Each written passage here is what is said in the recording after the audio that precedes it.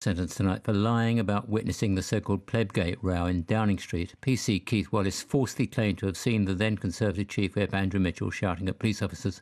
Head of the police watchdog, the IPCC, says the actions of the officers involved in the incident were a national scandal which had brought shame upon the police service. One of Mr Mitchell's main supporters has been David Davis, Conservative MP, joins us now. Hello, David. Hello. On we go. Have you talked to Andrew Mitchell, and what happens next? I talked to him this morning, not since the sentence, but the first thing to say about the sentence is it's a conduct. It's a serious sentence. I mean, who would want to be a policeman in prison?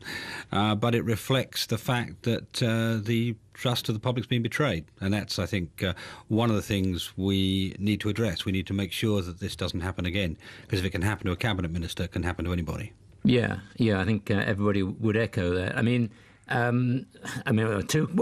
Two questions in my mind. I'm still not sure what happened at the gates there, and I wonder whether I ever will be. Well, I am.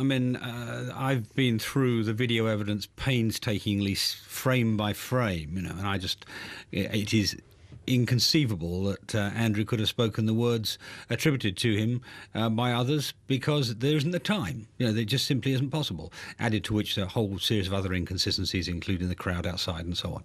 But it's clear to me. It's also, I think, clear to the public at large. He gets vast numbers of emails and letters of support now.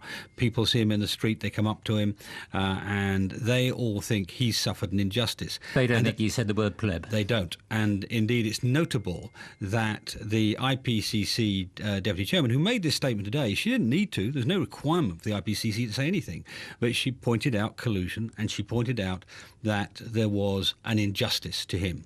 And I think she said it amounted to collusion, didn't she? No. She didn't. No, she said there was collusion. No, what she said was, I'm now paraphrasing slightly, but that there was no evidence. They couldn't find evidence to show a premeditated conspiracy, but there was collusion which amounted to the same effect. That's what she said. Right? Yeah. So collusion. Collusion means policemen talking to each other and fixing the evidence, as it were, and that's what happened. Okay. There has been the police officer is in jail. The question is, what happens to Andrew Mitchell? Presumably, you say let's have him back in the cabinet soon, please. But I'm not sure there's going to be a reshuffle this side of the election, is there? Well, I think there is going to be. The general expectations vary. Some think there'll be a reshuffle in May after the Euro elections. Others think there'll be a reshuffle in September.